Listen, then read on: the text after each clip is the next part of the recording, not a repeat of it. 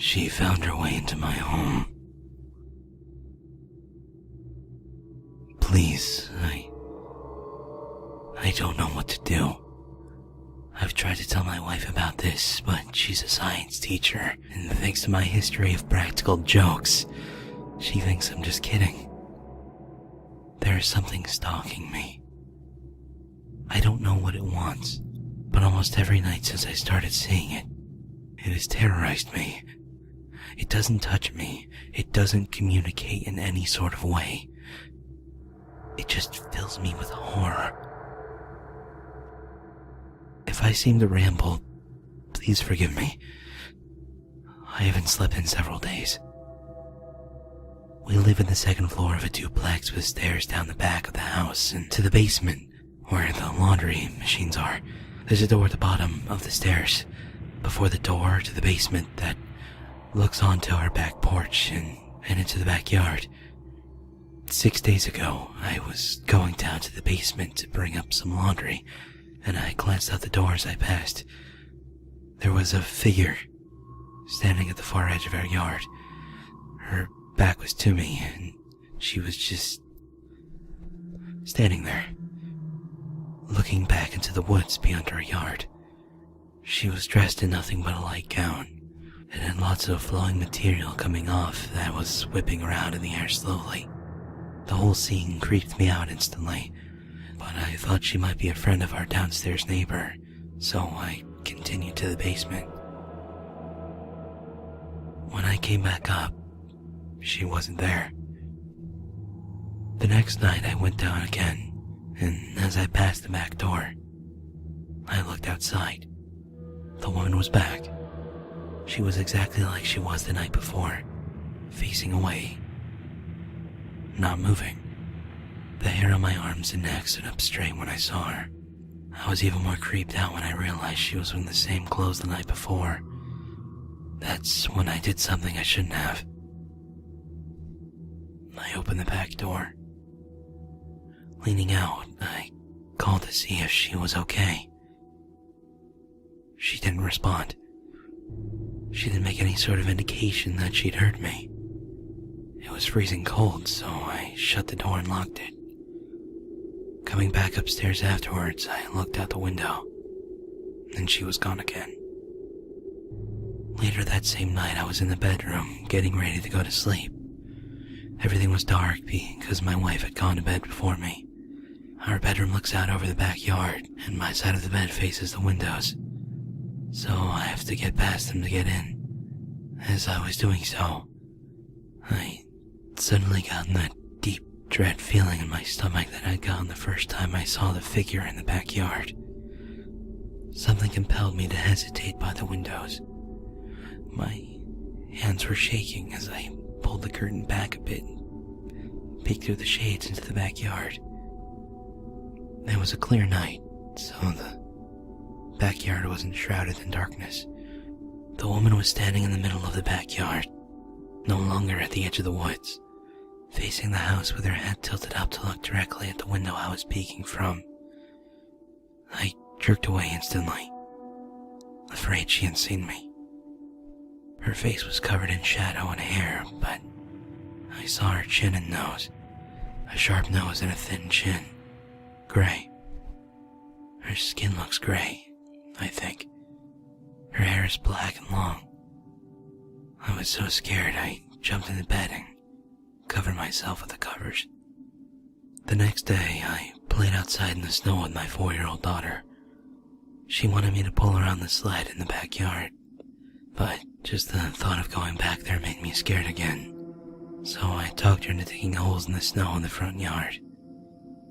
That night, things went from bad to worse. Somehow, I'd managed to forget about the woman. Then, in the middle of the night, my daughter started crying.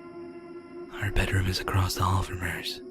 I thought she might need to use the bathroom or just be having a bad dream, so I went into her room to see if she was okay. She was uncovered, curled into a ball on her mattress. I pulled her covers over her, and that's when she whispered to me, "Daddy." there's someone in the closet. I turned my head slowly towards the closet at the end of her bed. Normally, the closet is shut, but now it was open. The woman was standing in my daughter's closet. Not even when it was clear that I saw her did she move or make a sound. Just stood there and looked at me through the cracked open door. My blood ran cold when I saw her. "Get up," I told my daughter. "Get in my arms. Quickly. Quickly." She scrambled up and hugged me tightly, and I walked backwards out of the room, watching the closet the entire time. In my mind, I imagined her throwing the closet door open and running at us, arms outstretched. I just hugged my daughter and walked backwards into my room. The woman never appeared in the doorway. I heard no movement from my daughter's room. I tucked her into my bed and stood there watching the doorway to her bedroom. I did not go back in. I just stood there and watched and listened. When I finally got the courage to climb into bed, I didn't sleep.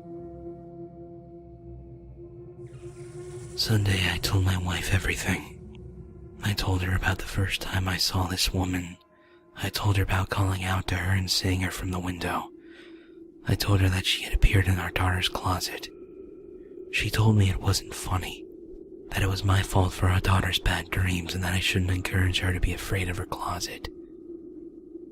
Sunday night, my daughter called to me from her bedroom again. Call me a coward, but I couldn't go back into that room. I called her quietly to come into our bedroom, but she cried and said she was scared. I wanted to go and get her, but I was scared too. I told her to pull her blankets up and cover herself. "Just cover yourself, honey, and you'll be okay." I prayed that it was true. I lay there, peeking over the sleeping form of my wife and out into the hallway at the closed door of my daughter's room, and just kept praying. I heard her cry a while longer, and then she went quiet. I hoped she was asleep.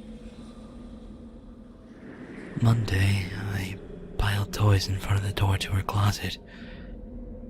By that time, there was no doubt in my mind that this was some sort of ghost or apparition.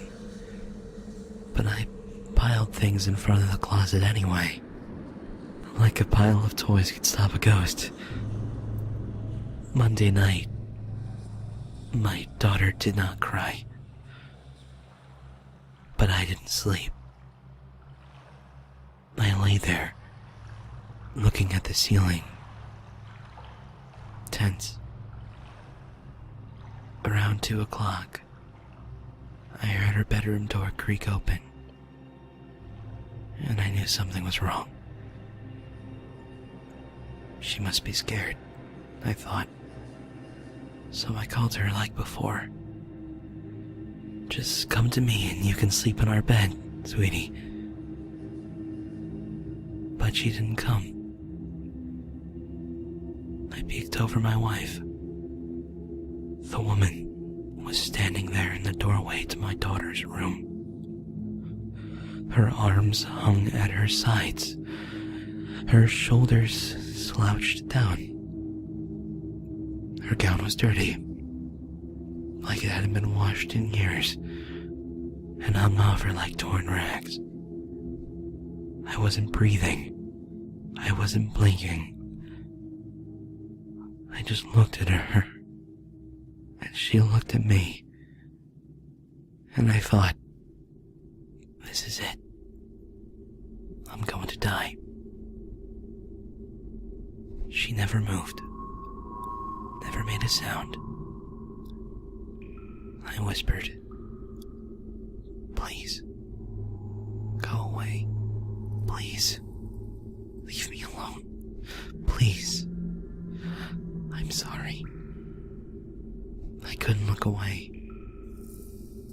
If I look away, she will get closer. I was sure of it. If I close my eyes, when I open them, she'll be standing over me, looking at me. At some point, she was gone. It's like I fell asleep with my eyes open. I don't remember her disappearing. Just that I was looking at the doorway and she wasn't there anymore. Last night, I lay awake, waiting. I asked my wife to shut her bedroom door because the nightlight in the hallway was keeping me awake. It was stupid. I don't know what I was thinking. Like clockwork, I heard my daughter's bedroom door creak open. I held my breath. Then I heard the floorboards in the hallway creaking and I started shaking uncontrollably. I heard our bedroom door open. And I knew she was standing there, in the doorway, not moving, just looking at me. I didn't look. I couldn't. I did what I told my daughter to do. Pull the covers over my head. I'm a complete mess. A zombie at work. I don't want to go home anymore. I think I see the woman in other places. I glance while driving and I think she's sitting in the passenger seat of the truck behind me, or standing down the street as I drive off. Just sitting here at my desk, someone passes by behind me and I jump. I'm afraid that if I turn around, she'll be there, waiting for me to look at her. And what if I saw her face? I don't want to see it. I don't want to see her anymore. But I don't know what to do.